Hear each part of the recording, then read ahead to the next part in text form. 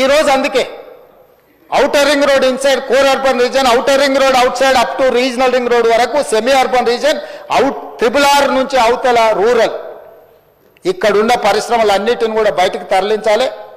పారిశ్రామిక వాడల్ని ఇవ్వాలి, పెట్టుబడులు పెట్టాలి, ఉద్యోగాలు పెంచాలి, ఉపాధి అవకాశాలు కల్పించాలని ఒక బృహత్ ప్రణాళిక తీసుకొస్తున్నాం. ఒక ఫ్యూచర్ సిటీనే నిర్మించుకుంటున్నాం అధ్యక్ష. దానికోసం ఫ్యూచర్ సిటీ డెవలప్మెంట్ అథారిటీని క్రియేట్ చేసినాం అధ్యక్ష.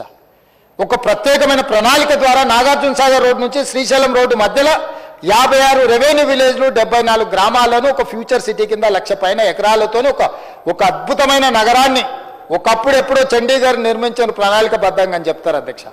ఈ దేశంలో మళ్ళీ ఆ తర్వాత ఒక ప్రణాళికబద్ధమైన నగరం రాలేదు.